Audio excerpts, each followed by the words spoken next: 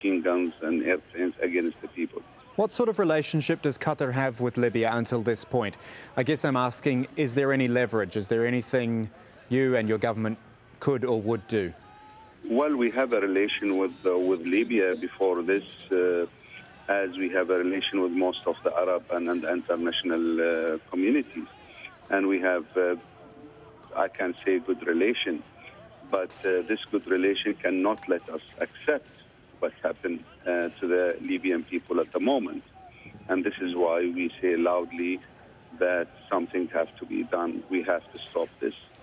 That is the Qatari Prime Minister Sheikh Hamad bin Jassim Al Thani on the line. Thank you very much for your time, Pleasure. sir. Thanks for talking to us. Pleasure.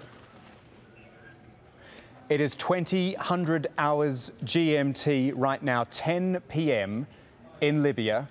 I'm Kamal Santamaria, ongoing live coverage here on Al Jazeera of the Libyan uprising. It has spread from Benghazi, where it began in the east of the country. Tripoli has been the focus today. Talk of live ammunition being fired in the streets, warplanes in the sky, and according to some reports we've heard, bodies piling up in the streets, maybe up to 250 bodies in the street is what we've been told. Let me take you through some of the other developments that have happened in the last 3 or 4 hours. We've seen jets which were supposed to bomb, if you like, protesters in Benghazi. Instead, 2 planes actually defected and headed to Malta. And those 2 pilots on board, excuse me, 2 senior colonels of the Libyan Air Force piloting those planes. Perhaps we've got the pictures of those we can show you. There they are, the 2 planes which landed in Malta. Unannounced, completely unannounced. The 2 pilots were detained. When they stepped off their planes, they said, "We have defected from the Air Force. We were ordered to bomb the protesters in Benghazi and we wouldn't do that." And an interesting move, a slightly bizarre situation. You can imagine 2 fighter jets suddenly landing in Malta out of nowhere, but an interesting move in that they are defectors. They have gone against the wishes of their superiors and defected to Malta, only about an hour away, we're told, from Tripoli. Forgive me one moment while I just check some of the latest lines coming through on Libya, because this is a fast-moving story. These are the pictures we showed you earlier from Tripoli, the huge numbers of people out on the streets, as they have been in Benghazi as well. Let me take you through some of the latest developments now. You see them at the bottom of your screen as well. Live rounds apparently used against protesters in Tripoli. As I said earlier, reports of maybe up to 200, maybe more, 250 people killed on Monday alone. Also reports of those airstrikes on anti-government demonstrators in Tripoli and in Benghazi as well. Libya's leader, Gaddafi, losing control, it would appear, of at least parts of his armed forces when those 2 senior Air Force officers flew their fighter jets to Malta and defected. What else has been going on? Not just those Air Force officers deserting Gaddafi. As many as 7 Libyan diplomats around the world have resigned. We spoke to Libya's ambassador to India, also the deputy ambassador to the United Nations, both who called on Colonel Gaddafi to step down. Arab League's taken notice of the chaos too.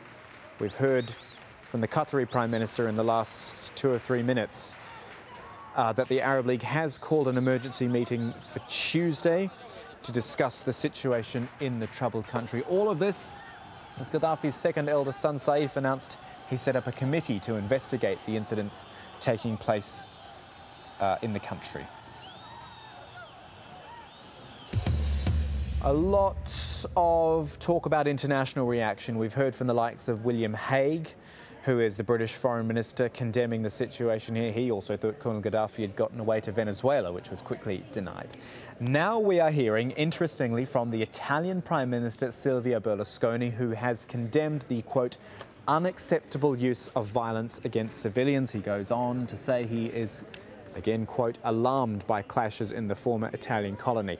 Now, what's interesting here is that he was almost one of the dissenting voices at the meeting of EU foreign ministers in Brussels, where there was widespread condemnation. The Italians, not so much, and that is because of some close ties between Berlusconi and Colonel Gaddafi, but also between the 2 countries.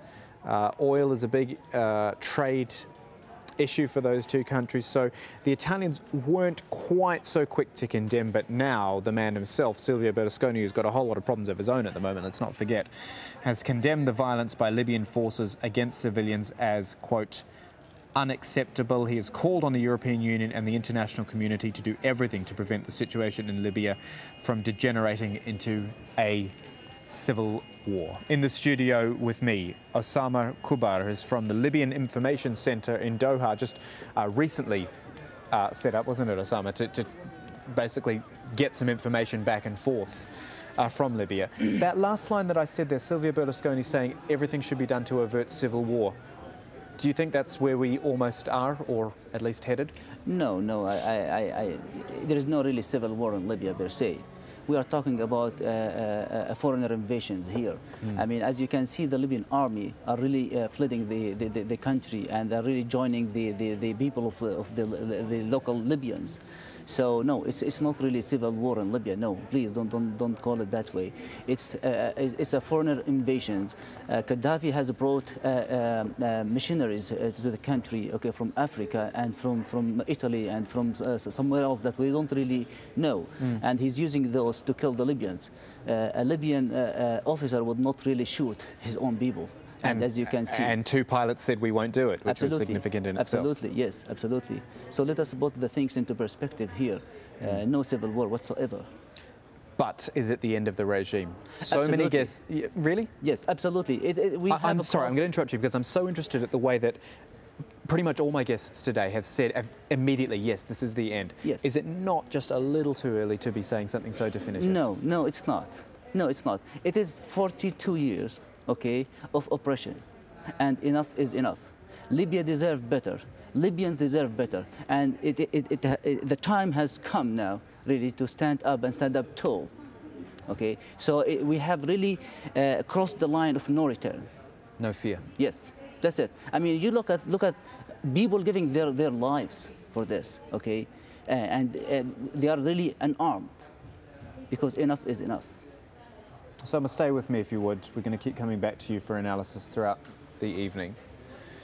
Now, Ashur Shamis is the editor of an electronic newsletter dedicated to Libyan affairs. He was a founding member of the National Front for the Salvation of Libya. It's an opposition group, and he's now in London for us. Let me put the same question to you that I just put to Osama here in the studio. Is this the end? Do you think this is the end? Yes, definitely it is the end, because of the resignations of a number of diplomats, because of the defection of pilots, because of the fact that inside Libya, Gaddafi has no support anywhere in Libya from any city whatsoever. There's not a single city that has shown support or allegiance to Gaddafi. The only place he has is a small, very small core in Tripoli. That's all, and the control of the airport.